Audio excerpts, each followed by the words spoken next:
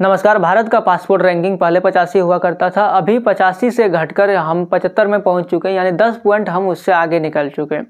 और 56 देशों यानी 56 देश हमारे लिए वीज़ा फ्री कर चुके हैं। इसमें कुछ देश टेम्प्रोरी रखे हैं, कुछ देश परमानेंटली रखे हैं।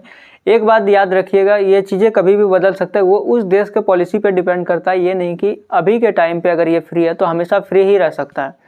सबसे पहले जान लेते हैं कि पासपोर्ट और वीज़ा में क्या अंतर होता है। पासपोर्ट वो चीज़ होता है कि हमें अपने देश छोड़कर दूसरे देश जब जा रहे होता है तो हमें ये चीज़ दिखाना होता है कि हम भारतीय हैं और यहाँ से छोड़कर हम दूसरे देश जा रहे हैं, उसके लिए पासपोर्ट का ज़रूरत पड़ता है। और जब किसी देश में हम जा रहे होते हैं तो वहाँ के पॉलिसी के अनुसार अगर वो देश हमारे लिए वीज़ा फ्री रखे हैं तो हमको वीज़ा का ज़रूरत नहीं पड़ता है। लेकिन अगर उस देश के लिए वीज़ा कंपलसरी है, जैसे दुबई के लिए अगर इंडिया से कोई दुबई जाता है तो वहाँ के लिए वीज़ा चाहिए होता है, तो उस देश से हम परमिशन लेते हैं कि हम आपका देश इतना दिनों के लिए आ रहे हैं, उसके लिए वीज़ा का ज़रूरत पड़ता है। इसके बाद आ जाते हैं डिपार्चर और अराइवल पर। डिपार्चर वो होता है जब भी फ्लाइट पर चढ़ते हैं और यहाँ से टेक ऑफ करता है तो उसको डिपार्चर कहा जाता है। और जब वही फ्लाइट किसी देश में या किसी एयरपोर्ट पर लैंड करता है तो उसको अराइवल यानी आने वाला पैसेंजर को अराइवल कहता है, जाने वाला को डिपार्चर कहा जाता है।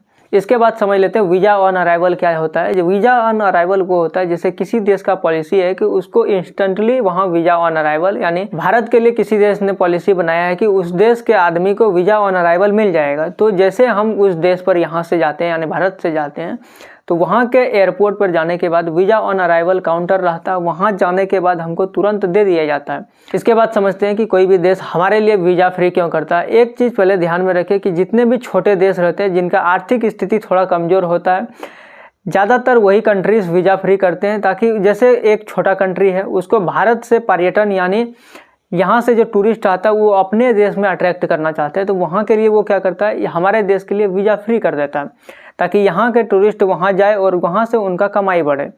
जैसे भारत से किसी देश अगर कोई टूरिस्ट जाता है तो वहाँ सबसे पहले जाने के बाद होटल बुकिंग करेगा। होटल बुकिंग करने के बाद इस पर टैक्स लगता है, टैक्स सीधा गवर्नमेंट के पास जाएगा वहाँ पर। दूसरा, वो खाने पीने का चीज़ खरीदेगा, खाने पीने का चीज़ कब खरीदेगा तो उस पर भी उसका टैक्स रहता है, वो भी गवर्नमेंट के पास जाता है। तीसरा, टैक्सी अगर करेगा तो वहाँ के लोगों को जॉब इन सब चीज़ों से भी मिलता है और वो उन लोगों का टैक्स कलेक्शन से, यानी वो पैसा कमाएंगे तो वो भी खर्च करेंगे तो उसका स्पेंडिंग से भी गवर्नमेंट के पास टैक्स जाता है।